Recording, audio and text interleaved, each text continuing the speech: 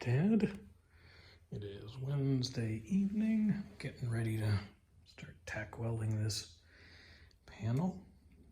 I got it all cleaned out, got all the rust out. This has now been, got some high zinc primer in these sections I can't reach.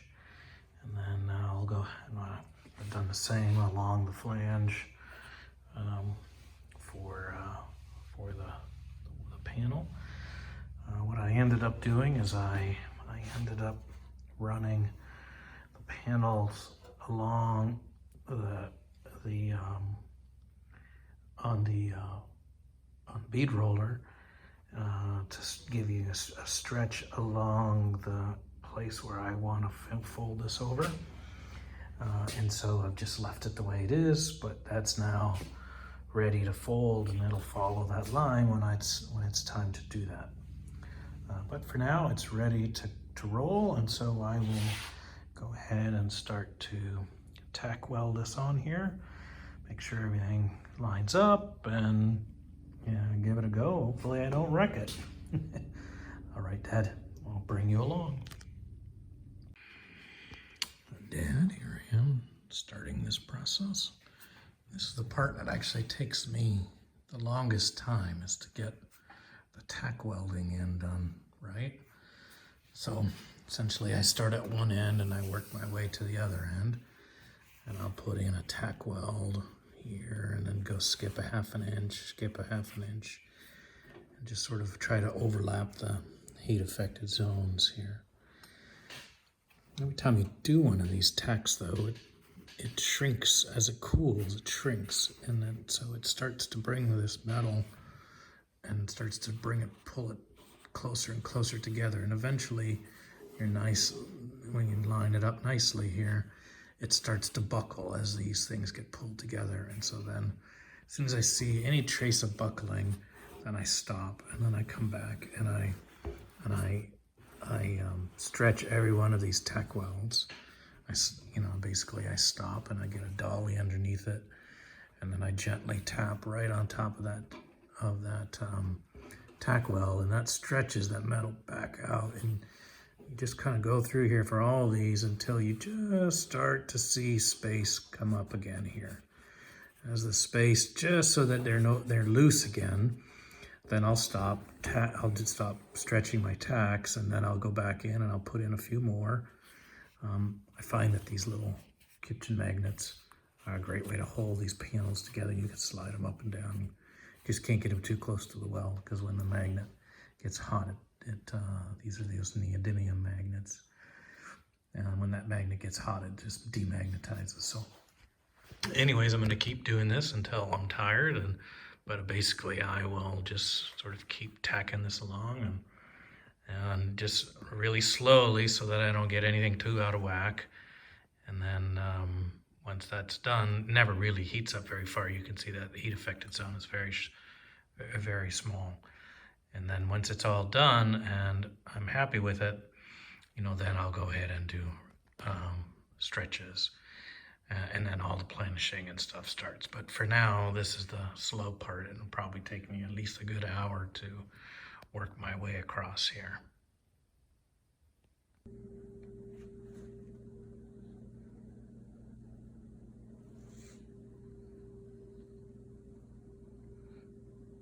There it is. That's a few hours of work to get that. Every one of those spot welds ends up with a little planishing to make sure that the next one is flush. It's certainly easier to TIG weld when they're flat, flat or not curved. So that all turned out okay. So I'll have to continue on tomorrow and I'll do a little bit of planishing, a little bit of cleaning up before I go ahead and actually weld it. All right, Dad, we'll see you tomorrow.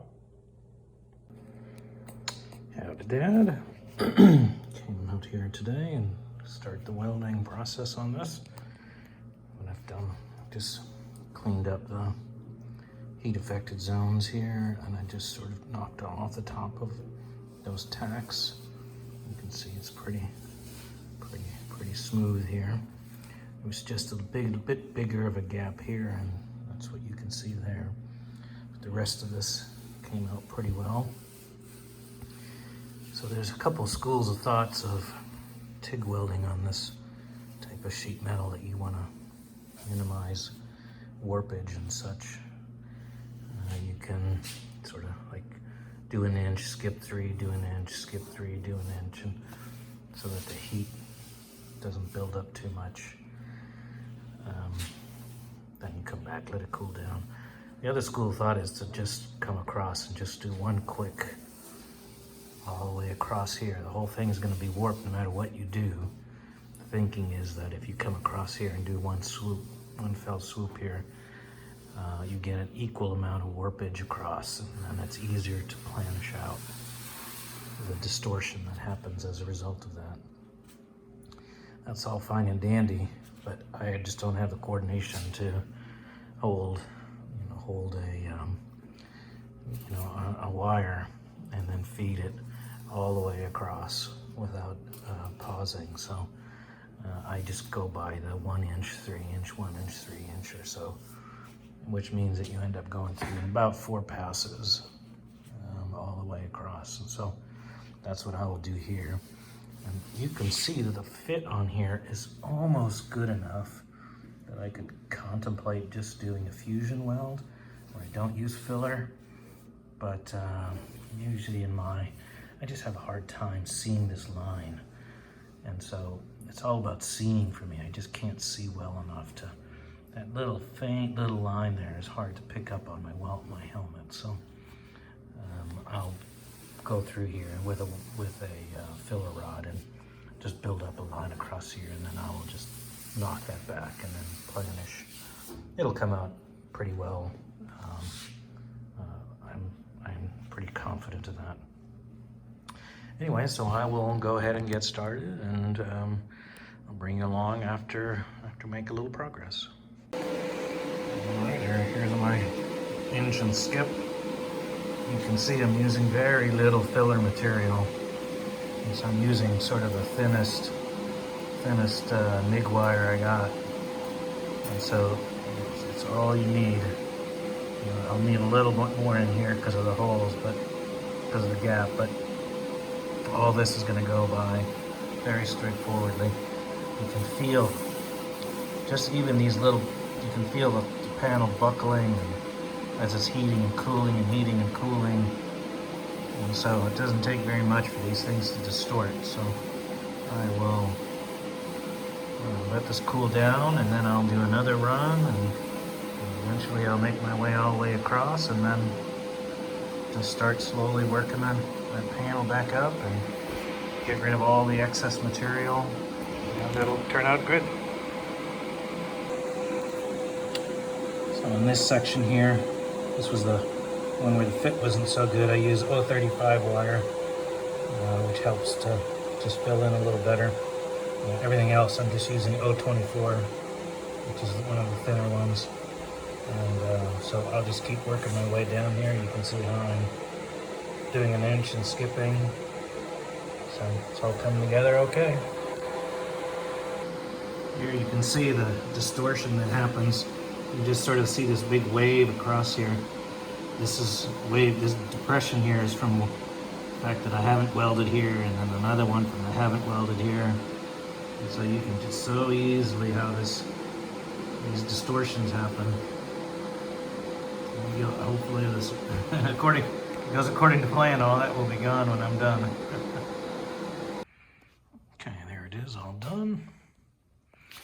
You actually look down there, there's still one low spot right there. From just it seems, but the rest seem to have sorted themselves out. Just all about little bits of contraction and expansion and things that go a little wonky. There's a bit of a oil can there. I don't see it right now, but here you go. So I'm going to clean it up, start processing, start to take off the excess material and start planishing it. Okay, this is just me taking the top off those. This is very, very light pass, hardly anything taken off. The one thing that's biggest difference between a TIG weld and a MIG weld is that this metal is very soft and it's easy to take off. So I haven't put a hammer to this. I haven't done, that's the next, I'm gonna start planishing, but you know, there's just very little excess material. This is, you put all the work on the front end to get ready to do the TIG welding. There's just very little cleanup after that, and I'll be planishing here, but it'll come out pretty smooth when it's all done. All right, Dad, a couple more hours of work here. Weld is done. I've sort of done some planishing, done some trimming, taking off the excess metal. It's not done yet. There's still a few problem areas, but for example, here you can sort of see the way the light goes. There's a low here. Part of the problem is I'm having a hard time getting a dolly underneath there, just because the frame is there. So, but I use a combination of things to figure out where my high spots and low spots are. One of the things I like using is a body file. It's just basically a serrated metal file, and it basically just skim the surface of this thing, and wherever there's a high spot, it picks up the scratches. So you can see there's a few scratches up in here and scratches down here, but nothing right there. So there's a low spot there. And you know, if you come over down here, lots of scratches, but also a few low spots come up. So I'll go through here and take care of that tomorrow or the next day. But overall, it's in a pretty decent shape. You can see there's the low spot. You can just see that with a gap. It's just, but over here, it's not too bad. It's got about the right shape for what the door is supposed to be. And this door does not have a lot of shape to it. It's a little flatter on the bottom and then starts to round over as you get to the top. There it is. You can see this one here's got a little more shape than it probably ought to have right there. There's a little more shape there than it should. Again, it's part of, I can't quite get underneath the body frame there, the frame of that door, to get that just right. Same thing is here, from about here forwards, I can't get a dolly underneath there. So I'll just keep working this, and I'll try to lift some of these little light areas underneath it, try to get this as flat as possible. I won't spend too much more time. Right now, this could easily be a skim of body fill would take care of that. You wouldn't even be able to see this weld anymore. But I know I can get it a little better, and so I will spend a little bit of time on that tomorrow. And then after that, it might be actually worth me turning it over before I start doing much more work. There's the fact that this doesn't help me get underneath it by not being turned over.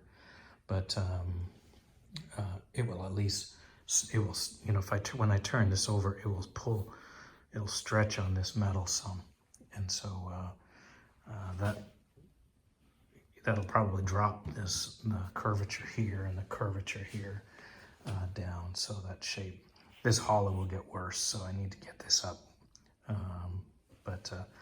Anyways, that's sort of the progress. And another thing I like to do is I put just a guide coat over it, just a light black paint. Dries really fast, and then you can scrape it and quickly see where the highs and lows are. Anyways, Dad, that's the progress for today. Talk to you later. Bye. Well, Dad, that's me turning that edge over. Looks okay. The sun turned out pretty well. Looks like it follows that line just right. The bottom is nice and straight, exactly where I wanted it to be. The side's a little bit off, about 1 millimeter or so inboard on the bottom from where it should be, which I'm a little bit miffed about. So I'll probably end up having to just add a little bit more metal there. Don't think I'll undo it. It'll be hard to move it over just such a small amount. But anyways, looks okay. I'm gonna spend a little time here. It's Friday afternoon or Friday early evening. I'm gonna come out here and try to even out some of these highs and low spots and make a little bit of progress on cleaning this up. But overall, I'd say so far this looks like a success. I don't want to talk too fast, but you know, that's it. All right, there, Dad. There it is. That welding's done. Fits nicely. Gaps are not too bad at all. I got a little bit extra down in here, as I was mentioning. I've got just a little inboard on that bend. Won't do anything about that yet. This part looks pretty decent. Just the way, just got the low outer sill just sort of sitting there, and it's not clamped in or anything. So, and I see that it's a little tight on the front there, and so that's something to keep an eye on. I got a little more room up at the top there. The gap was a little tall, is a little large, so that door can come up a little bit. And but I'm pretty happy with where that body line lines up. So I think overall this is now done. I got cosmetic work to do on the door, but that's what it'll be, cosmetic at this point. So I probably will spend a few hours today. It's Friday evening on the cosmetics of this, and then I will eventually work my way to putting some primer on this door. But after this, I'm gonna move to now the front fender. That front fender needs a lot of attention. So that will be my next thing to do. You can see here I had every tool pulled out, so it's time to clean up a little bit from all of the weapons of choice. And so I'm glad I've done this, and it did take a good amount of time to get it right. So talk to you later. Here's a new view you haven't seen. You can see alignment here on the bottom along that sill is pretty good. It's pretty flush all the way across, so I'm pretty happy with that. I think I'll probably finish my video today, right now. I'm gonna go see your grandson play baseball. And so our weekends are gonna be busy with traveling up to see him play. So it's his senior year, so we'll need to go and catch as much of that as before he enters the real life. Love you, Dad. Take care.